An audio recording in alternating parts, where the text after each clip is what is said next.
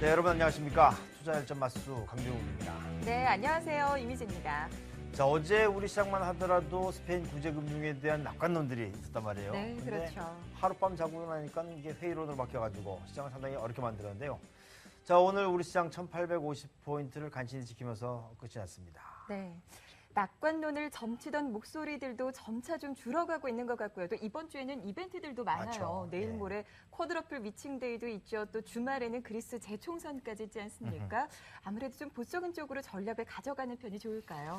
자, 아무튼 뭐 시장이 불확실한 상황들이 이어지고 있지만 그래도 우리는 또 전략을 세워봐야 되겠죠. 오늘 전문가들과 함께 전략을 세워드리도록 하겠습니다. 네, 오늘도 1시간 동안 저희와 함께 해주시기 바랍니다. 투자일전 마수 37번째 공방 지금 본격적으로 시작합니다.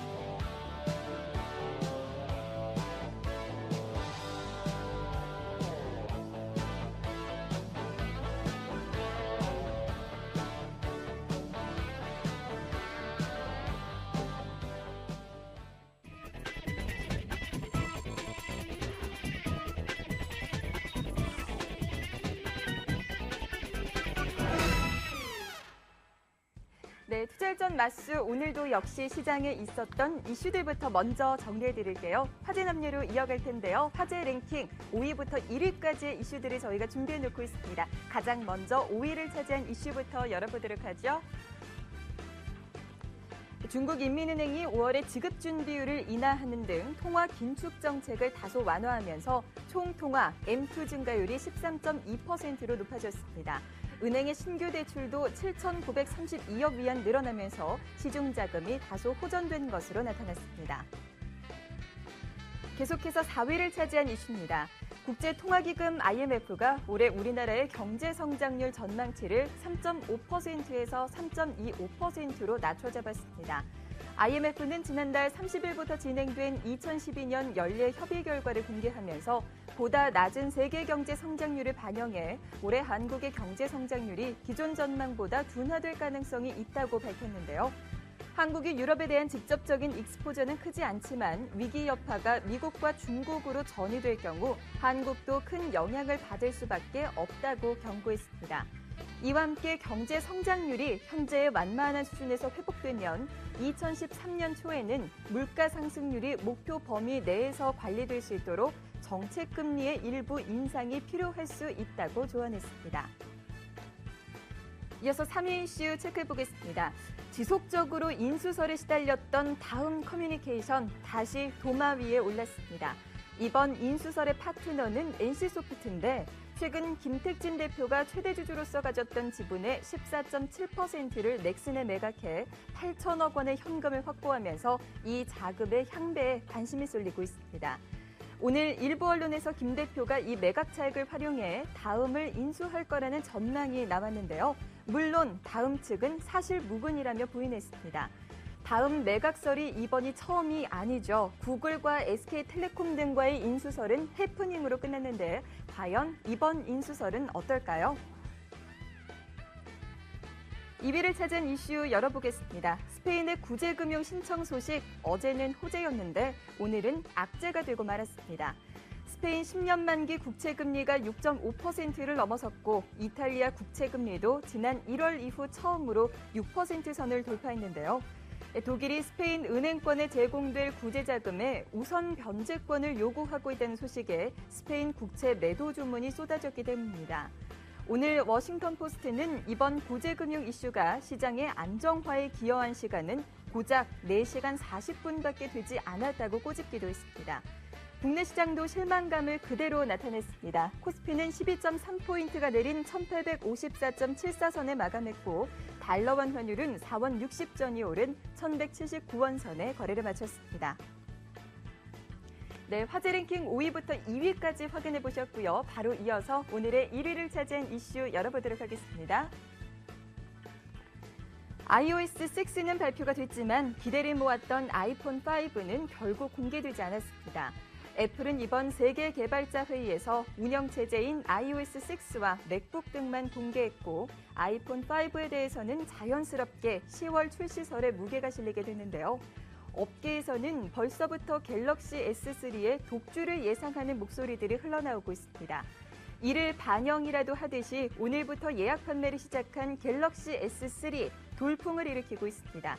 5,000명 한정으로 예약 가입을 받은 SK텔레콤의 시리즈 모델의 경우 2시간 반 만에 신청이 모두 마감이 됐고 LTE 모델도 시간당 9,000명이 가입했습니다. KT를 통한 LTE 모델 예약 가입자도 신청을 받은 지 2시간 만에 10,000명을 넘어선 것으로 알려졌습니다. 네, 화제 랭킹 1위까지 모두 확인해 보셨습니다. 계속해서 강병욱의 화제 비평과 함께 하시죠. 네, 강병욱의 화제 비평 시간입니다. 최대 1천억 유로 규모의 스페인 은행 구제 금융이 당초 예상과는 달리 트로이카, 즉 유럽연합과 유럽중앙은행 그리고 국제통화기금의 엄격한 감시 감독을 받게 될 전망입니다. 파이낸셜 타임즈에 따르면 스페인 정부가 은행 구제 금융을 받는 조건으로 트로이카의 감독을 피하기 어렵게 됐다고 보도를 했는데요. 이 스페인 구제 금융과 관련해서 약발이 있느니 없느니 말이 많은데요. 빚이라는 것은요, 갚든지 아니면 탕감을 받아야 합니다. 아무튼 앞으로도 머리깨나 아프게 생겼습니다. 자, 두 번째 소식입니다. 유럽 재정위기 등 해외발 악재로 수출이 불안한 움직임을 보이는 가운데서 민간 소비마저 장기 침체에 빠지는 게 아니냐는 우려의 목소리가 높아지고 있습니다. 국민 총 처분 가능 소득 증가율이 급감하면서 총 저축률 하락폭이 글로벌 금융위기 이후에 최고치를 기록을 했고요. 이 생계형 대출은 5개월 만에 가장 높은 증가율을 보인 것으로 나타났습니다. 이 정말 펀더멘털과 관련해서는 우울한 목소리들만 들려오는 것 같습니다. 아무래도 이번에 몰려오는 불황의 파도는 길고 그리고 강할 것 같다는 생각이 드는데요. 부디 조심, 또 조심해서 계획을 세워야 되겠습니다. 자, 세 번째 소식입니다. 국제신용평가사 피치는 한국의 정유사들이 앞으로도 휘발유 가격을 계속 올릴 것이라고 전망을 했습니다. 7월부터 시작되는 미국과 EU의 제재로 이란 수입분을 대체하는 과정에서 발생하는 비용을 가격에 전가할 것이라는 판단에서 나온 전망인데요. 요즘 원유 가격은 하루가 다르게 떨어지고 있는데 우리나라만 휘발유 가격이 제자리 걸음을 하고 있습니다. 할 말은 아니지만요, 좀 너무하다는 생각이 들기도 하는군요. 근데 최근에 정유주 주가는 왜 떨어졌을까요? 자, 마지막 소식입니다. 내 마녀가 석 달 만에 다시 증시에 찾아왔지만 이달에는 그다지 심수를 부리지 않을 것으로 전망이 됐습니다. 금융투자업계에 따르면 지수 선물과 옵션, 개별 주식 선물과 옵션 만기일 등 동시 만기가 돌아오는 14일을 맞아서 대규모 매물이 쏟아져 나올 가능성은 낮은 것으로 분석이 됐는데요. 하지만 분석은 분석일 뿐입니다. 오죽하면 마녀의 날이라고 했겠습니까? 부디 큰 변동이 없기만을 바랄 뿐인데요. 제가 시간이 있으면 마녀를 데리고 낮술이나 한잔 하면 좋겠지만 시간이 없는 게 힘인 것 같습니다. 자, 지금까지 화제 남녀였습니다.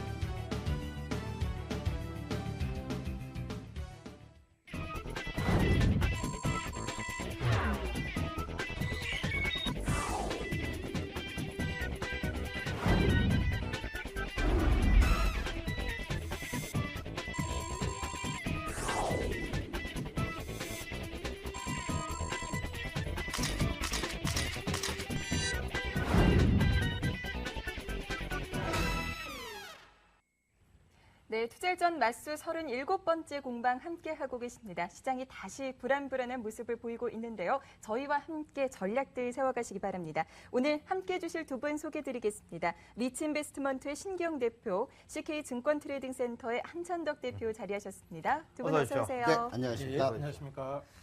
자, 오늘 나온 이야기들 중에서 보면은 스페인 구제금융의 약발은 우리나라는 하루, 네. 미국은 반나절 네. 얘기되고 있던데요. 시장이 다시 조금 밀려내려가는 그런 상황이었습니다. 두 분 어떻게 대응하셨는지 모르겠는데요. 신경 대표께서는 오늘 어떻게 대응하셨어요? 예, 저는 요새 최근 근래에 단기 트레이딩 관점으로 시장에 좀 접근을 하고 있습니다. 근데 오늘 같은 경우에는 뭐 종목이 좀 잘 맞아서 아주 기분 좋게 좀 종목이 많이 올랐거든요. 그래서 아주 기분 좋은 그런 하루를 보낼 수 있었습니다. 예. 단기 트레이딩을 하고자 해도 뭐 이 갭 하락, 갭 상승을 하다 보니까 정말 대응하기 어려울 것 같은데요. 하창석 대표께서는 어떻게 대응하셨어요? 그 지난주에 세 종목 제가 말씀드렸잖아요. 그렇죠. SK이노베이션하고 삼성중공업하고 풍산하고 예. 다 괜찮았죠. 그래서 시장 대응을 뭐 그나마 조금 괜찮게 하고 있는 편입니다. 하고 있는 편이고 단기 매매는 오늘은 별로 재미가 없었습니다. 그렇군요. 예. 자, 아무튼 뭐 한쪽은 단기 매매가 재미있었고 오늘은 또 재미없다는 분들도 있고 그런 것 같은데요. 자, 이 유로존 위기가 좀 수고로 드는가 싶었는데 다시 고개를 들고 있는 그런 상황입니다. 네. 자, 증시에 어떤 영향을 주고 또 우리는 어떻게 대응 전략을 세워야 될 것인지 주제부터 확인하겠습니다.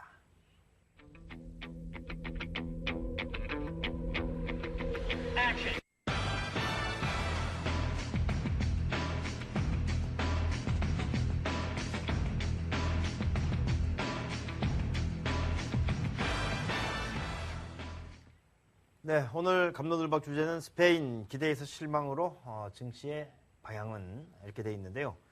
자, 신경 대표, 네. 뭐 스페인 뭐 약발이 있느니 없느니 해도 이것이 해결돼 가는 과정으로 본다 이렇게 생각하시는 거죠? 예, 그렇습니다. 어차피 유로존에 관련된 부분의 문제들은 좀 해결해야 될 부분들이 아주 굉장히 많고요. 또 뭐 하나씩 해결이 돼 나가는 과정에서 또 새로운 문제점들이 또 도출되기도 하고 그렇습니다. 근데 지금 일단 스페인에 관련된 부분은 구제금융을 신청을 했다라고 하는 그 자체 하나만으로도 일단은 좀 점진적으로 해결이 돼 나가는 그런 과정으로 좀 이해를 해볼 수 있을 것 같습니다. 네. 한찬덕 대표님 의견은 좀 반대이신 것 같아요. 아직까지는 불안감이 남아있다라는 의견이신 것 같은데요. 그게 불안감을 남기었다고 보는 게 맞죠. 왜냐하면 그 짐 로저슨가 이야기했지 않습니까? 부채를 해결하는 방법은 부채를 갚는 거지 빚을 더 많이 얻는 건 아니거든요. 근데 지금 스페인 구제금융 얻었다는 게 결국 빚을 더 냈다는 이야기니까 지금 스페인 국채금리가 다시 뭐 급등하는 등 지금 후유증도 만만치 않고 그다음에 또 이탈리아 문제도 계속 나오고 있으니까 유럽 문제가 해결이 됐다고 보는 거는 좀 낙관적으로 보는 거죠. 너무 나이브하다 이렇게 생각하는 겁니다. 네. 두 분의 의견이 오늘도 엇갈리는 모습입니다. 그렇다면 구체적으로 쟁점으로 들어가 보도록 하죠. 자, 스페인 문제 오늘 장에서는 시장이 다시 악재로 해석을 하는 모습이었습니다. 구제금융 지원만으로 매듭 지어지지 못할 것이다라는 이런 불안감들이 다시 좀 확산이 되고 있는 모습인데 이 스페인 효과 과연 일일 천하로 그칠 것인지 두 분께 좀 여쭤보도록 할게요. 더 이상 기대할 것이 없을까요? 신경 대표님 어떻게 보세요? 저는 뭐 그렇게 긍정적으로 일단은 좀 시장에 대해서 보고 있습니다. 그러니까 뭐 스페인에 관련된 부분들 그 부분이 지금 뭐 호재가 됐다, 악재가 됐다 반복적으로 움직이는 그런 모습이 되고 있습니다. 근데 어차피 유로존에 관련된 부분들은 일단 해결을 해나가는 데 있어서는 점진적으로 시간이 좀 많이 걸릴 걸로 예상을 하고 있는데 지금 그 부분을 한 번에 다 풀어나가기는 굉장히 좀 힘들 걸로 보고 있고요. 하나하나 점진적으로 풀어나가는 그런 과정으로 지금 보고 있습니다. 알겠습니다. 예. 한 대표께서는 어떻게 판단하고 계세요? 긍정입니까? 회의론입니까? 회의적으로 보고 있죠. 실제로 지금 유럽 문제 본질은 사실은 뭐 지역 간의 불균형이 아니고 지역 간의 불균형은 영내 어느 뭐 나라에서는 사실 있었다고 봐야 되거든요. 미국도 마찬가지고 중국 같은 경우도 실제로 동부 쪽하고 서부 쪽하고 소득 격차가 뭐 수십 배까지 나고 하는 문제들이 있었는데 이것들이 유럽처럼 심각하게 진행이 안 된 거는 정치적인 리더십이 크다고 봐야 되거든요. 정치적으로 이제 문제를 해결하고 조율해 가는 과정들이 아무래도 유럽보다는 좀 생산적인 모습들 보여왔기 때문에 위기가 정폭이 안 되고 봉합이 되고 해결이 되는 과정들이 쭉 진행이 되고 있는데 유럽 같은 경우는 완전히 다르거든요. 알겠습니다. 예. 미봉차에 그칠 것이다. 예. 그런 말씀이신데요. 자, 자세하게 좀 살펴보도록 하겠습니다. 신 대표께서는 일단은 뭐 해결되는 과정으로 보고 있고 좀 긍정적인 면도 있다라는 말씀이긴 한데 세진 않으신 것 같아요. 예, 그렇습니다. 예. 뭐 어차피 풀어야 될 부분들이 좀 너무 많기 때문에 제가 아주 강력하게 말씀을 좀 못 드리는 부분이고요. 그 부분에 대해서 구체적으로 좀 말씀을 좀 드리면은 오늘 교수님도 계신데 제가 경제학 원론적인 부분을 가지고 다행인 게 예. 저는 경영학입니다. 아, 예, 그렇습니까? 예, 그러면 참 다행인데요. 저 같은 경우에 제가 그 원론적으로 경제학에 있어서의 어떤 원론적으로 국가에 관련된 총소득과 그 부분의 어떤 핵심적인 변수들, 이 부분을 가지고 지금 현재 취해 있는 글로벌 경제에 대한 어떤 문제점과 그다음에 해결책을 한번 찾아보려고 제가 하고 있습니다. 그래서 제가 오늘 도표를 하나 만들어 갖고 왔는데요. 일단 좀 어렵게 느끼실 수도 있겠지만 공식이 하나가 있습니다. 총소득이다라고 하는 부분은 일단 소비가 들어가고요. 그다음에 투자가 들어가고 그다음에 정부 지출이 들어가고 그다음에 수출과 수입 이 관련된 그 구조로 이어지는 부분인데요. 일단 먼저 유로존의 지금 문제점으로 발생이 되고 있는 부분은 제일 먼저 정부 지출에 관련된 부분이 지금 문제가 되고 있는 부분이고요. 그래서 화살표 아래쪽으로 좀 빨갛게 표시를 해놓은 부분입니다. 그 다음에 미국을 보면 미국의 그 소비에 관련된 부분이 좀 문제점으로 대두가 되고 있는 부분이고요. 중국 같은 경우에는 지금 투자 이 부분이 지금 감소하는 경기를 하향으로 움직여 나가는 문제점으로 도출이 되는 부분입니다. 그래서 그 부분을 해결을 해 나가기 위해서는 지금 현재로서 문제점이 되고 있는 부분에 어떤 자금을 지원을 한다거나 아니면 그쪽에 부양을 해 나가는 그런 과정보다는 다른 쪽을 좀 강화를 시켜 나가면서 지금 총소득이 감소가 되고 총소득이 감소가 되면서 움직여 나가는 부분들을 해결해 나갈 수 있는 그 부분에 대해서 말씀을 좀 드리고 싶은데요. 일단 먼저 유로존에 관련된 부분부터 좀 말씀을 드리겠습니다. 유로존 같은 경우에는 지금 사회보장제도가 굉장히 많이 잘 발달되어 있습니다. 근데 그 부분과 같이 맞물려서 정부의 그 지출을 할 수 있는 그 부분이 지금 마땅히 돈이 없기 때문에 지금 소득이 계속적으로 감소해서 움직여 나가는 그런 모습이 보여지고요. 그 부분이 경제에 있어서 GDP 성장률을 하향시키는 가장 중요한 요인으로 작용을 해나가고 있습니다. 그래서 그 부분을 해결을 해 나가기 위해서는 일단 제조업 쪽에 어떤 투자, 미래의 어떤 성장성이 있는 부분에 투자를 좀 만들어줘야 되는 부분이고요. 그래서 그 성장성이냐 아니면 긴축이냐 이 부분이 지금 팽배하게 지금 대립을 하고 있는 부분입니다. 독일 쪽은 긴축 쪽이고요. 그 다음에 불란서나 이탈리아 쪽은 성장 쪽으로 일단 어느 정도 경제를 살려놔야 된다라고 얘기를 하는 부분이고요.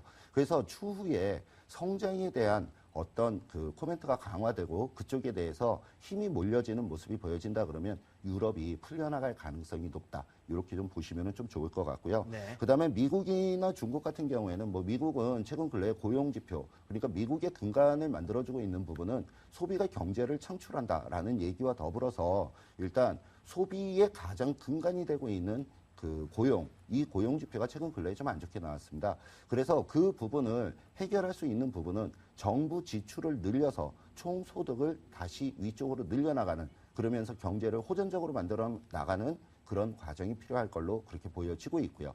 역시 중국도 마찬가지입니다. 중국 같은 경우에는 제조업에 있어서는 뭐 전 세계 최고라고 할 수 있는 그런 부분이고요. 전 세계 최고의 수출 국가입니다. 근데 그러한 중국이 지금 글로벌 경기의 흐름이 안 좋게 움직여 나가기 때문에 수출이 좀 미약하게 되고 제조가 감소하는 그래서 최근 근래에 뭐 PMI 제조업 지수 같은 경우에 좀 지표가 안 좋게 나오는 그런 부분들이었는데요. 그거를 해결을 해나가기 위해서 지금 소비를 촉진을 시키고 그다음에 정부의 어떤 지원책을 사용하는 그런 과정이 지금 진행이 되고 있습니다. 근데 지금 방금 전에 말씀을 드린 이 부분 중에서 제일 먼저 움직여 나가기 시작한 게 지금 중국이 움직여 나가거든요. 네. 그래서 지금 현재는 이 모든 부분이 풀려 나가기 위해서는 시간이 다소 좀 걸릴 가능성이 높겠지만 먼저 유로존에 관련된 부분에서부터 지금 단계 안 좋은 부분을 하나씩 풀어나가는 과정으로 저는 그렇게 해석을 해보고 있습니다. 아주 나쁜 쪽을 직접 손을 대는 것보다는 다른 쪽을 손을 대서 좀 완화를 시키고 예, 그렇습니다. 그 좋아지는 쪽으로 예. 그렇게 제시를 해주셨고요. 한 대표께서는 뭐 모두도 말씀하셨지만 여전히 유로존 쪽의 해결 방안은 회의적이다. 이렇게 보시는 거죠? 그렇죠. 유로존 같은 경우에는 방금 그 신 대표님 말씀하신 대로 정부 지출이 줄어드는 게 문제인데 정부가 지출을 늘릴 수 있는 방법이 사실은 없지 않습니까? 지금 재정 쪽에서 지금 부채가 많은 게 문제가 되고 있는데 부채를 지금 더 늘릴 수 없는 상태인데 지출을 늘릴 수도 없고 그러니까 지금 요거는 사실은 정부 쪽에서 풀어야 되는 게 아니고 제일 좋은 방법은 민간 투자가 활성화되면 사실은 해결이 되거든요. 그래서 경제 성장이 되고 세수가 늘어나면 해결이 되고 있는데 이탈리아 같은 경우도 벌써 3분기째 마이너스 성장하고 있지 않습니까? 이 상태에서 정부가 지금 그 세출을 늘릴 방법이 없지 않습니까? 지금 해결책을 무슨 말씀을 하시는지 제가 지금 정확히는 모르겠고 중국 이야기는 나중에 또 한 번 더 나오니까 그때 제가 언급을 또 한 번 더 드리겠습니다. 그 부분은 제가 한마디만 말씀을 드리겠습니다. 그러니까 지금 긴축하면서 지금 계속적으로 좀 허리띠를 졸라매는 그런 모습이 지금 유로존 쪽에서 독일에 의해서 나타나고 있는데요. 만약에 뭐 최근 근래 뭐 스페인 쪽이나 이런 부채가 많이 있는 부분, 그 부분이 은행 쪽으로 들어가면서 은행의 어떤 안정화 자금으로 들어가거든요. 이 부분을 오히려 부채를 더 늘리는 한이 있어도 부채를 더 늘려서 그거를 투자 쪽으로 돌려버릴 수 있다 그러면 그 부분이 일정 부분 해결을 찾아 나갈 수 있는 실마리로 볼 수 있다라고 말씀을 드리는 부분입니다. 야, 근데 이 장사꾼들이 반론을 했어요. 예, 하세요. 사실 괜찮습니다. 지금 그 문제가 되는 게 실제로 스페인 그 부채 은행 부실이 문제가 된 거는 스페인 부동산 버블 때문이거든요. 근데 실제로 스페인 은행 그 부실 그 규모가 사실 확정이 안 된 상태에서 1,000억 유로도 부족하다.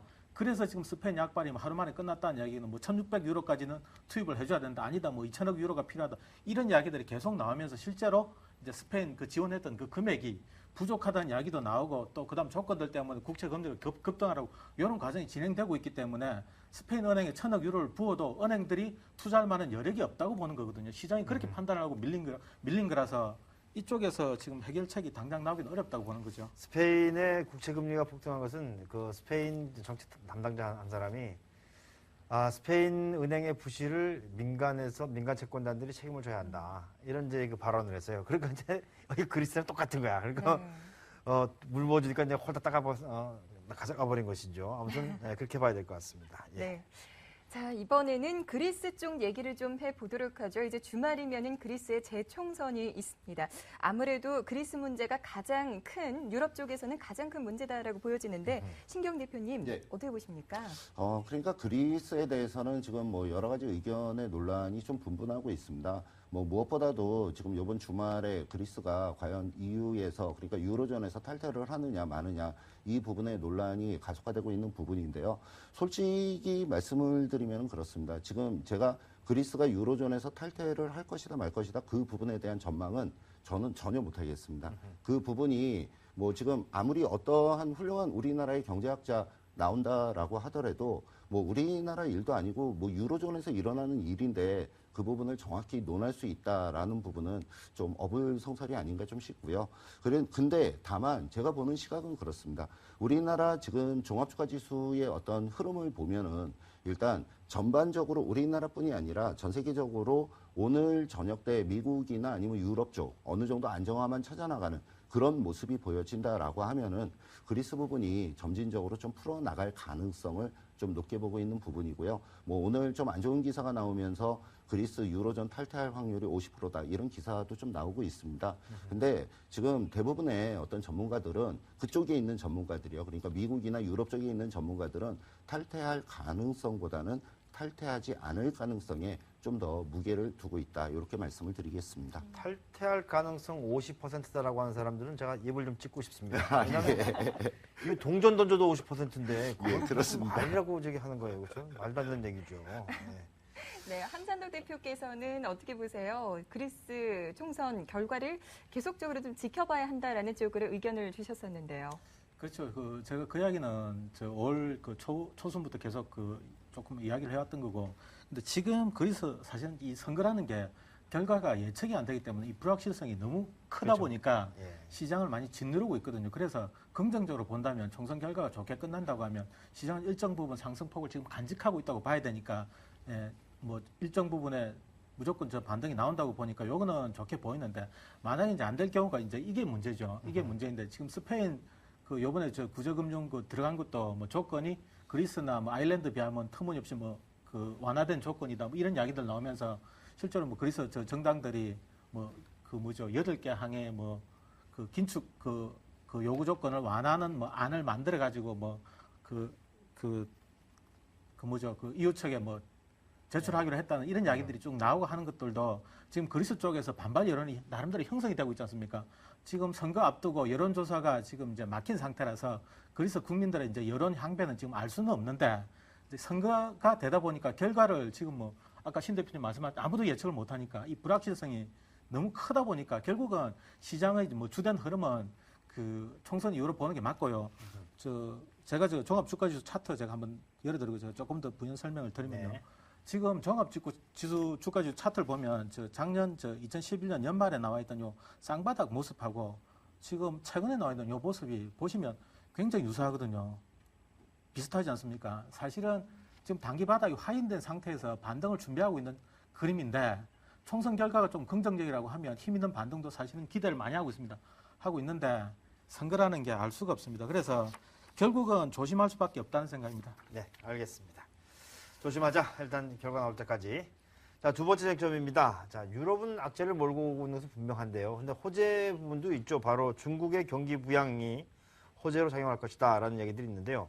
자, 유럽과 중국 어느 쪽을 봐야 되는지 먼저 결론부터 좀 들어보도록 하겠습니다. 신 대표께서는 유럽입니까? 중국입니까? 일단 중국입니다. 중국. 네. 좋습니다. 예. 한 대표께서는요? 지금 시장에서 제대로 살아남을 주식은 지금 중국 관련주밖에 안 보이거든요. 일단 중국을 보는 건 맞는데 유럽 변수가 워낙 커서 같이 볼 수밖에 없다는 생각이죠. 네. 알겠습니다.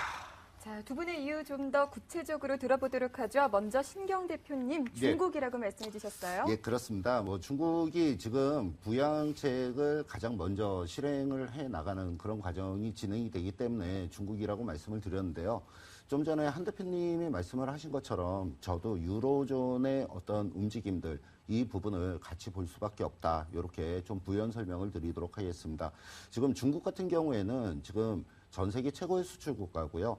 중국이 수출을 최고로 많이 하는 나라가 유럽 쪽입니다. 그렇다 그러면 유럽의 어떤 경제적인 흐름이 다소 안 좋게 움직여 나가는 그런 모습이 보여진다 그러면 중국이 아무리 부양책을 많이 사용을 한다라고 하더라도 중국의 경제의 어떤 성장률은 다소 감소가 될 가능성이 있고요. 그다음에 유로존의 뭐 급격하게 경제 상황이 급격하게 안 좋아지는 그런 모습이 보여진다 그러면 중국도 다소 좀 급격하게 안 좋아질 그럴 가능성을 배제를 못합니다. 그래서 1차적으로는 중국이 계속적으로 좀 최근 근래에 가장 먼저 부양책을 지금 진행을 시켜 나가는 그런 과정이기 때문에 중국을 제일 먼저 봐줘야 되기는 하겠지만 그 유로존도 같이 좀 보시고요. 만약에 나중에 미국 쪽에서의 어떤 부양책이 같이 나오기 시작을 한다 그러면 유럽이 약간 옆으로 좀 미끄러지면서 미국과 중국이 같이 손잡고 전체적으로 전 세계 G2로 글로벌 경제를 좀 이끌어 나갈 수 있는 그런 요인이 될 수 있겠다. 이렇게 좀 설명을 드리겠습니다. 네, 그렇군요. 자, 한 대표께서도 이제 중국이 중요하긴 하지만 그래도 중국과 유럽을 동시에 고려해야 한다. 그런 말씀이세요? 그러니까 둘 다 이제 변수라고 봐야 되죠. 우리가 주식시장에서 매매 판단을 할 때 재료가 호재냐 악재냐도 중요한데 실제로 주가 반응을 보고 결정을 하지 않습니까?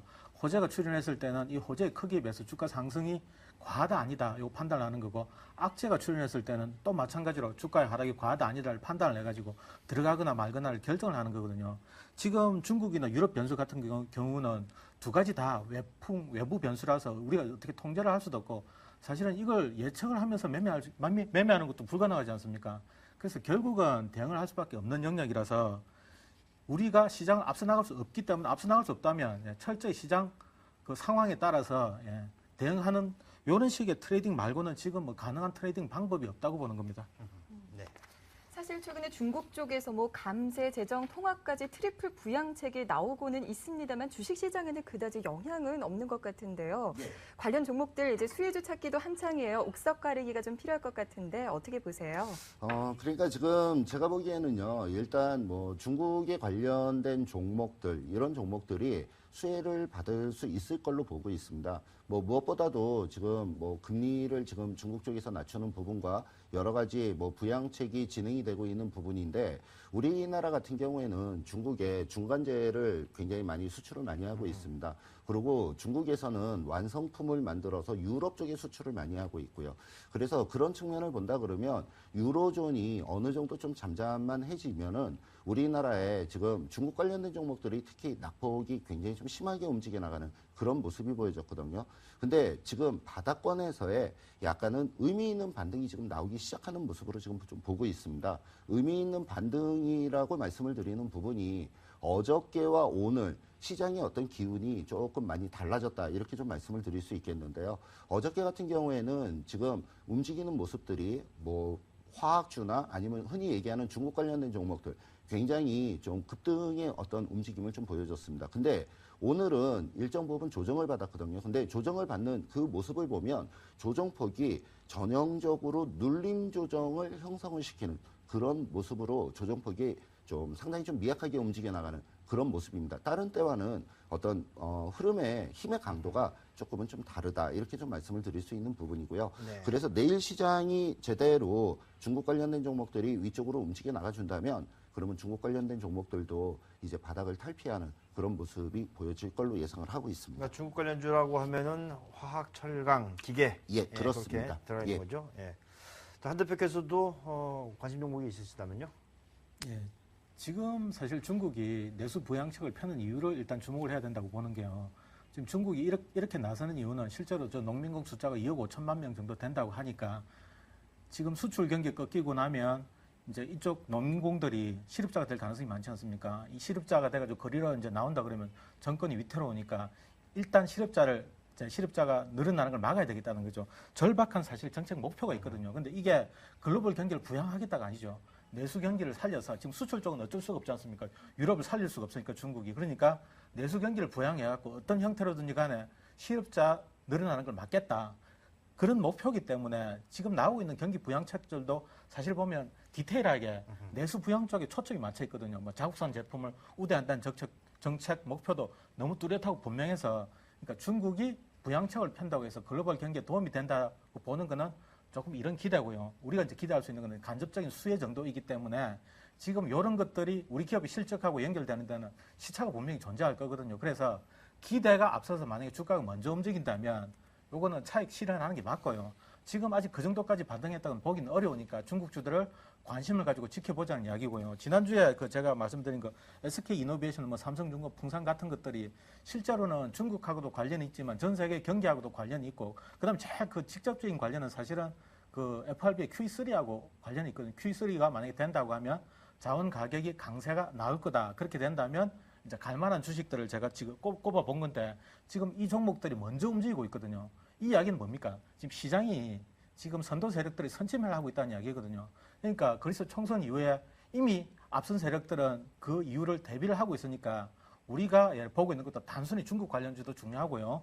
그 외에도 이런 움직임까지 같이 이제 느끼시면서 준비를 해 나가시면 총선 이후에 혹시 이제 큰 반등장이 온다면 그때 무리 없이 수익률 올릴 수 있을 거라고 생각합니다. 네, 그렇군요. 제가 잠깐 좀 반론을 좀 말씀을 드리겠습니다.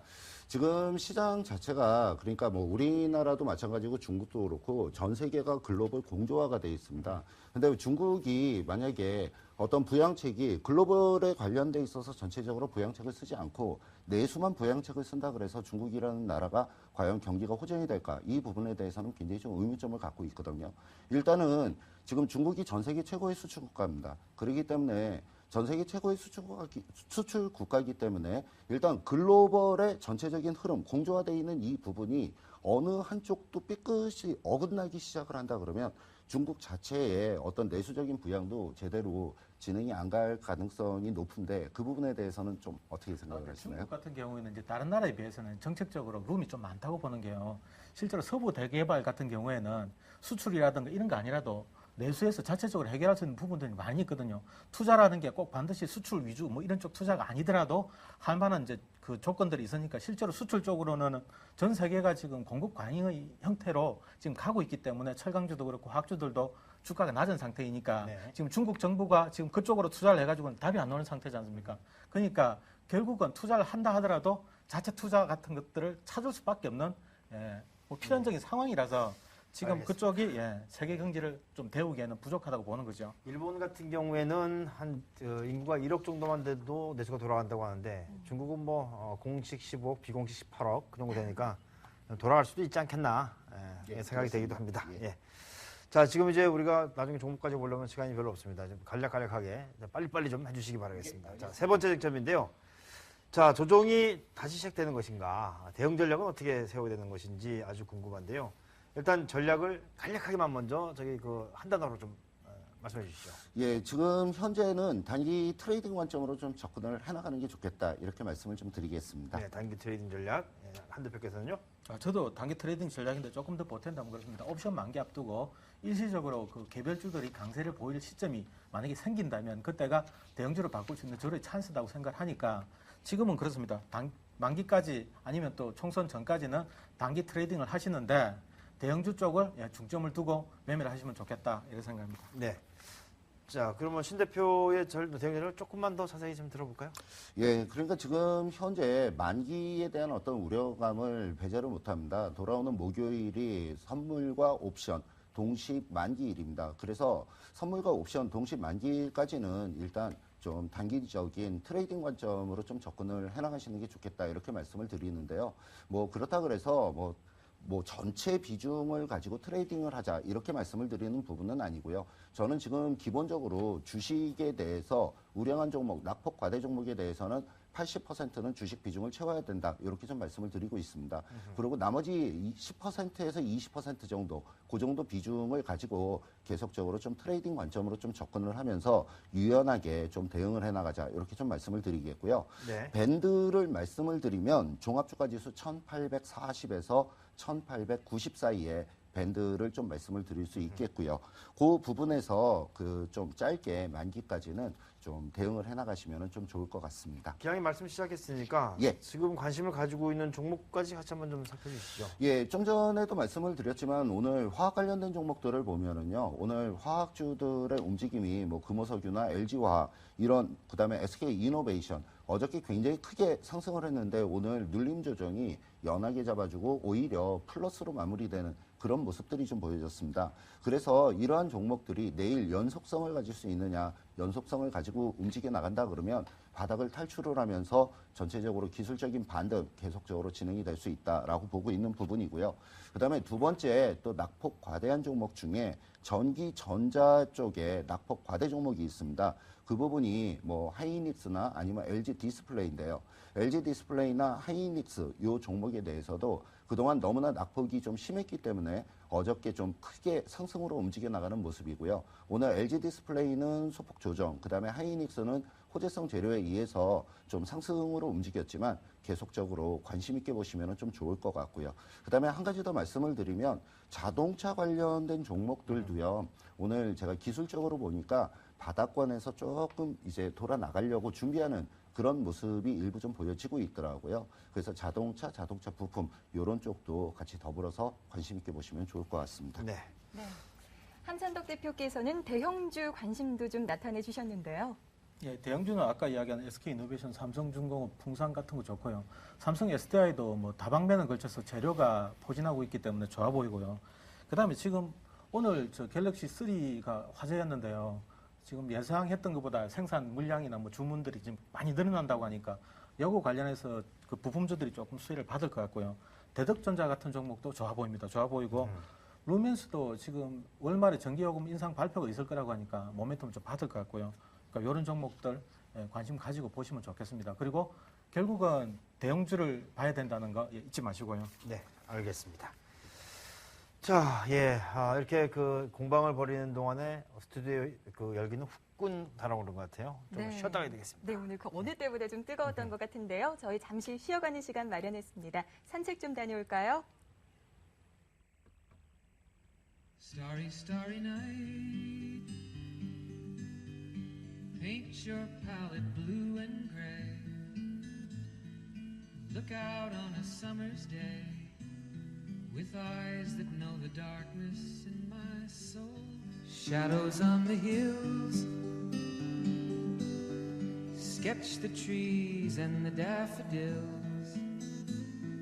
Catch the breeze and the winter chills in colors on the snowy.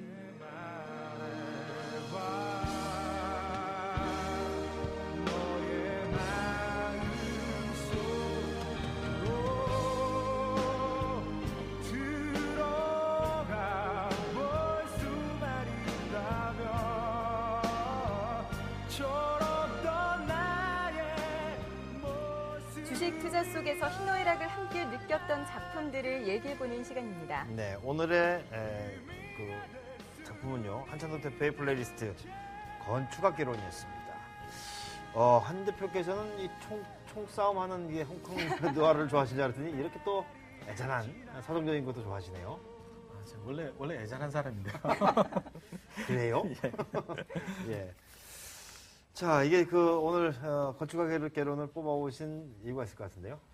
사실은 그렇습니다. 이제 건축학 개론 보면 뭐 첫사랑이라든가 이런 이제 잃어버렸던 아름다운 것들에 대한 영화이기도 하고요. 그 다음에 실제로 주식 하시면서도 한 번쯤 뭐 결국 인생에 관한 이야기일 수도 있습니다만은 우리가 뭐 때문에 주식을 하는가, 왜 우리가 이제 인생을 지금 이렇게 살고 있는가에 관한 의문들을 스스로한테 한번 던져볼 수 있는 좋은 기회를 만들어주는 영화 같습니다. 그래서 지금 우리 영화가 잘 만들어지기 시작한 지도 제법 됐지 않습니까? 됐죠. 좋은 영화들 많이 나오고 있으니까 한번 보시라고 제가 올렸습니다. 네. 그래요.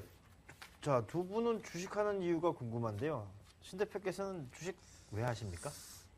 저는 주식 쪽에 대해서는 어떤 뭐 큰 돈을 벌기 위해서 주식을 한다라기보다는요. 자본주의 사회에 순응을 해나가기 위해서 저는 주식을 합니다. 뭐 구체적으로 말씀을 드리면은 일단 주식 투자를 하게 되면 어떤 사회의 어떤 현상들을 파악하기가 좀 용이합니다. 그리고 경제적인 어떤 흐름에 돌아가는 부분을 좀 파악하기가 좀 쉽고요. 그다음에 결론적으로 가서는 결국은 내가 가지고 있는 자산을 그 은행 금리 이상으로 어떻게 좀 늘려나갈 수 있을 것이냐, 이 부분이 좀 세 가지로 압축을 한번 해볼 수 있을 것 같습니다. 뭔가 그 교과서적인 대답이었다는 아, 생각이 그렇습니까? 실질적으로 있으실 것 같긴 한데 예. 예. 한 대표께서는 주식 투자를 하시는 이유가 있을까요? 20대 때 물으면 이래 대답했을 것 같습니다. 그 장조에서 그런 말 했거든요. 운명의 착오라든가 인생 행로의 옳고 그름이 무슨 관계이랴. 생의 의미를 주는 것은 찬란하고 열렬한 몇 시간만으로 족하다. 뭐 이런 이야기 했거든요. 좋다. 그래서 20대 같으면 뭐 한방 이런 생각을 했겠지만 이제 나이가 드니까 이제 가족들하고 따뜻하게 오손도손 지내는 게 너무 좋아요. 천국이 따로 없다는 생각을 하니까 오래오래 가족들하고 행복하게 살기 위해서 주식을 합니다. 알겠습니다. 아무튼 뭐 우리가 그 주식을 하는 이유들 꼭 좀 지켜가면서 마음속에 담고 네. 살아야 되겠습니다. 예. 네, 그렇습니다. 자, 지금까지 한찬덕 대표의 플레이리스트 영화 건축학개론 확인해봤습니다. 계속해서 종목 얘기 조금 더 나눠보도록 할게요.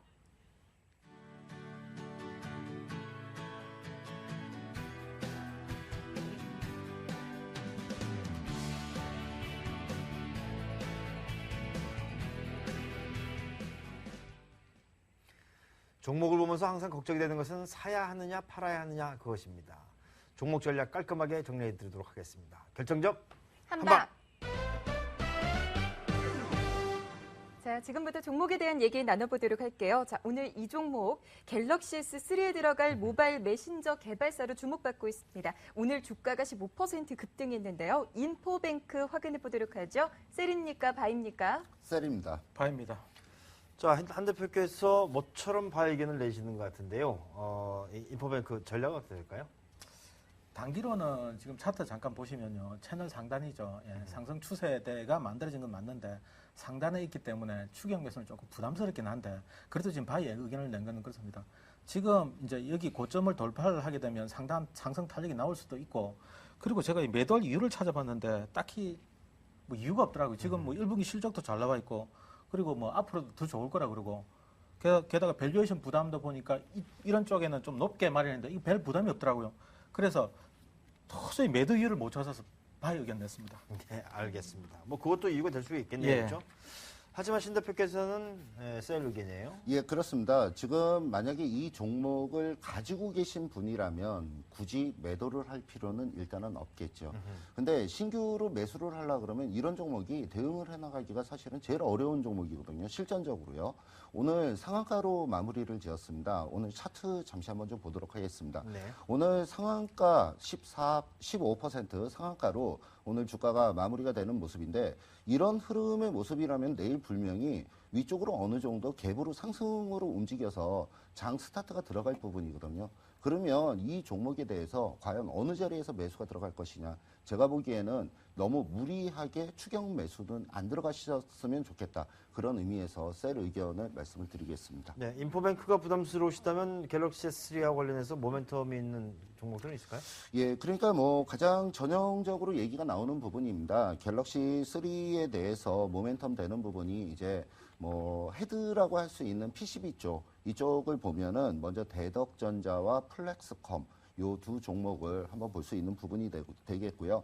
그다음에 배터리 관련된 부분에 있어서는 삼성 SDI, 그다음에 카메라 모듈에 대해서는 삼성 전기와 그다음에 파트론, 그다음에 터치 스크린에 관련돼 있어서는 일진 디스플레이 요 종목들 한번 보시면 좀 좋을 것 같고요. 오늘도 종목들이 거의 한 2%에서 3% 정도씩 움직이는 그런 모습이 보여지고 있기 때문에 내일도 흐름의 움직임은 다소 강하게 나올 수 있을 걸로 그렇게 좀 보여지고 있습니다. 네, 알겠습니다.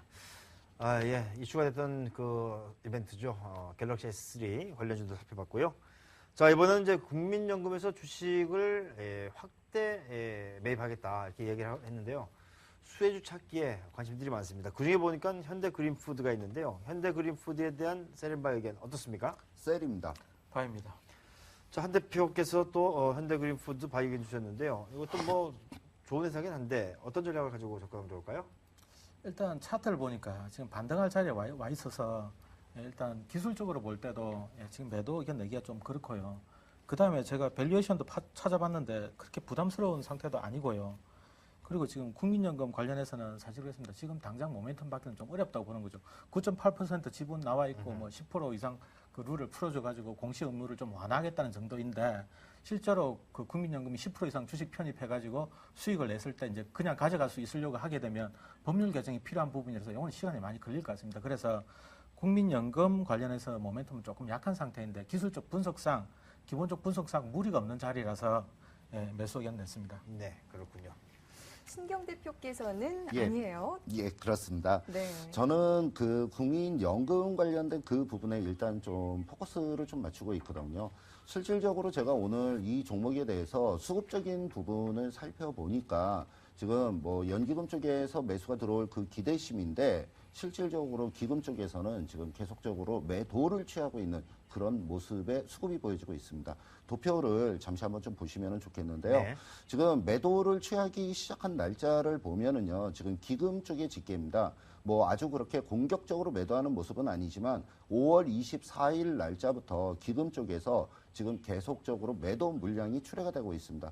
그래서 이 부분을 보면은 어떤 언론의 어떤 움직이는 기대하는 그런 심리와는 지금 정반대로 움직이고 있는 그런 부분이기 때문에 저는 매도 의견을 말씀을 드리겠습니다. 네, 알겠습니다. 네. 자, 오늘 이 두 분과 함께했습니다. 리치인베스트먼트 신경 대표, CK 증권 트레이딩 센터의 한찬덕 대표와 함께했습니다. 두 분 고맙습니다. 고맙습니다. 감사합니다. 고맙습니다. 예, 고맙습니다.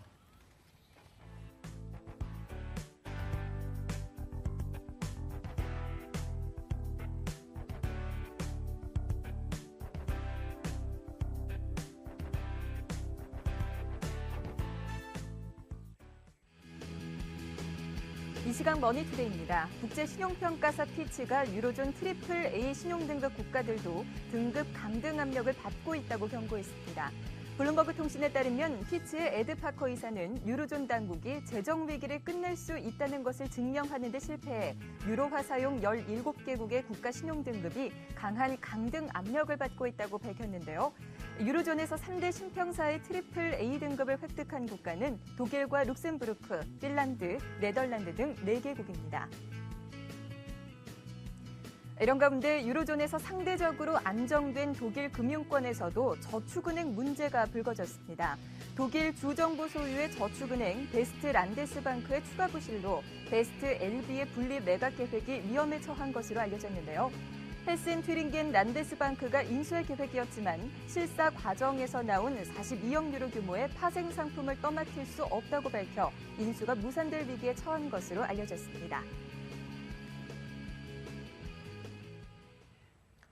네, 요즘에 밤사이에 글로벌 증시가 급등락을 보이면서 우리 시장에 영향을 많이 주고 있는데요. 일단 유럽 시장은 강보합에서 출발을 했습니다. 하지만 미국 시장도 유럽 시장에 또 눈치를 안 볼 수 없는 그런 상황이 될 것 같아요. 네, 예. 그렇습니다. 자, 먼저 발표된 지표들부터 체크를 해드리도록 할게요. 영국에서 4월 산업생산 발표가 있었는데요. 예상치 0.2%를 좀 하회하는 모습이었습니다. 미국 증시에서 오늘 별다른 경제지표 발표는 없는 상황인데요. 일단 5월 수입 물가지수는 마이너스 1% 정도 선으로 발표가 되면서 예상치에 부합하는 모습이었습니다. 네, 유가가 떨어지면서 아마 수입가가 떨어진 것 같은데요. 자, 밤사이에 유럽 시장 또 미국 시장 잘 좀 지켜봐 주시기 바라겠습니다. 네. 투자일전 마스 오늘 순서는 여기서 마무리하도록 하겠습니다. 내일 오후 9시에 다시 찾아뵐게요. 교수님 인사드릴 네. 시간이네요. 여러분 오늘 밤도 편안하게 보내세요. 굿나잇. 굿나.